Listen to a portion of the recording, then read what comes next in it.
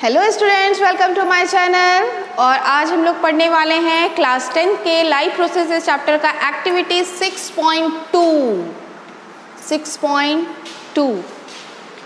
अगर आपने 6.1 एक्टिविटी नहीं देखी है तो सबसे पहले आप 6.1 एक्टिविटी देख लीजिए, क्योंकि उस एक्टिविटी में जो भी हम लोगों ने किया है उसको यहाँ पर फिर से रिपीट किया जाता है। तो अगर आप लोग वो नहीं देखेंगे तो आपको ये एक्टिविटी भी समझ में नहीं आएगी। इसलिए पहले आप लोग 6.1 एक्टिविटी को देखिए, जो था experiment to show that chlorophyll is necessary for the photosynthesis. मैंने बात किया था कि हम लोग ये तो जानते हैं कि प्लांट में फोटोसिंथेसिस के प्रोसेस के थ्रू ही फूड फॉर्मेशन हो रहा है, न्यूट्रिशन का प्रोसेस हो रहा है, बट हम लोग देख नहीं सकते इस चीज़ को कि सनलाइट ही ज़रूरी है, उसको ट्रैप करने वाला क्लोरोफिल है। वैसे ही इस एक्सपेरिमेंट की अगर हम लोग बात करें, एक्सपेरिमेंट क्या है? Experiment to show that CO2 is necessary for photosynthesis. हम ये भी नहीं देख सकते हैं कि कार्बन डाइऑक्साइड ही ले रहा है प्लांट। फिर हम लोग इस चीज़ को कैसे जानते हैं? इस चीज़ को इसलिए हम लोग जानते हैं क्योंकि बहुत सारे एक्सपेरिमेंट के द्वारा इसको प्रूव किया गया है। आज हम लोग वैसा ही कुछ एक्सपेरिमेंट करने वाले हैं। आइए देखते हैं।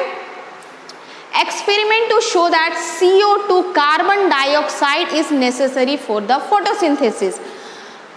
क्या चाहिए हम लोग को? हम लोग को चाहिए दो पॉटेड प्लांट चाहिए हम लोगों को। 2 बेल जार, ये वाला जो स्ट्रक्चर आपको दिख रहा है ये है बेल जार, ठीक है।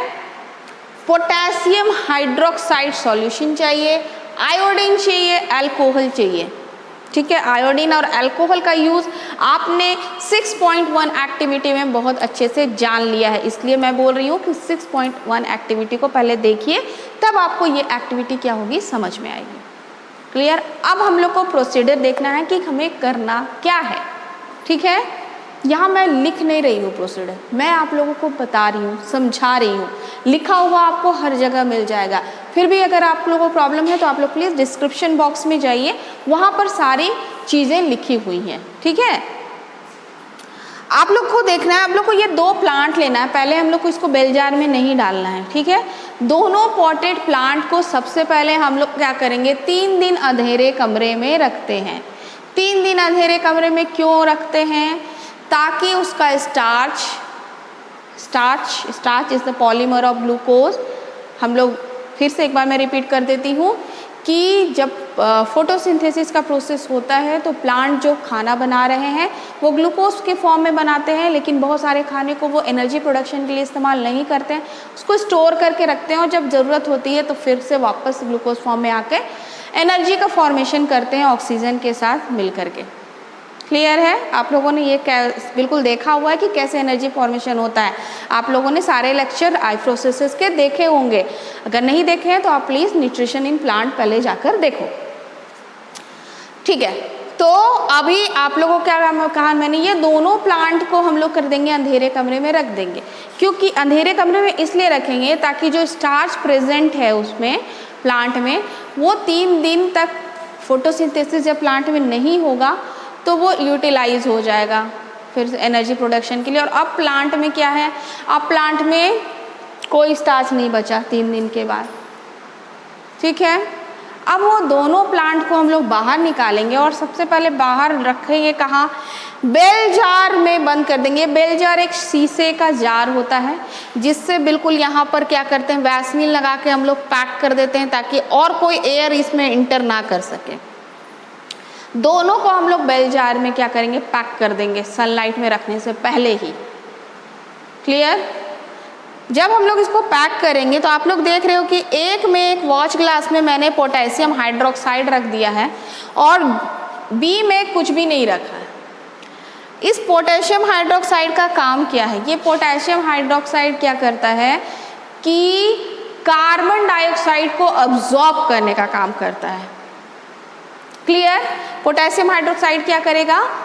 कार्बन डाइऑक्साइड को अब्जॉर्ब कर लेगा। अगर इसमें जार लगाने से पहले यहाँ पर अगर कोई भी कार्बन डाइऑक्साइड प्रेजेंट है अंदर में तो ये पोटेशियम हाइड्रोक्साइड क्या किया? उसको अब्जॉर्ब कर लिया। अब इसमें बिल्कुल भी कार्बन डाइऑक्साइड नहीं है प्रेजेंट, इसमें क्योंकि नहीं रखे हैं हम लोग पोटेशियम हाइड्रोक्साइड, हो सकता है कि इसमें कार्बन डाइऑक्साइड प्रेजेंट हो।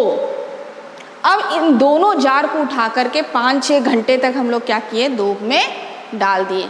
जैसे ही प्लांट गया धूप में, सनलाइट में, वो क्या करने लगेगा, वो फोटोसिंथेसिस करने लगेगा, और फोटोसिंथेसिस करने लगेगा तो स्टार्च बनने लगेगा, स्टार्च बनने लगेगा। हम लोग तो जान रहे हैं कि सनलाइट भी नेसेसरी है फोटोसिंथेसिस के लिए, लेकिन एक प्लांट को हम लोग क्या नहीं दे रहे हैं, एक प्लांट को हम लोग कार्बन डाइऑक्साइड नहीं दिए, एक प्लांट को दिए। अब 5 से 6 घंटे के बाद क्या करेंगे, इसका भी एक पत्ते को तोड़ लेंगे हम लोग, इसके भी एक पत्ते को तोड़ लेंगे, और दोनों को क्या करेंगे, अल्कोहल से ट्रीट करेंगे हम लोग। मैंने बताया था कि एक बीकर में हम लोग पहले वाटर लेंगे और फिर एक छोटे बीकर में क्या करेंगे, अल्कोहल लेंगे, अल्कोहल लेंगे और इस पत्ते को अल्कोहल में डाल करके क्या करेंगे हम लोग, हीट करेंगे।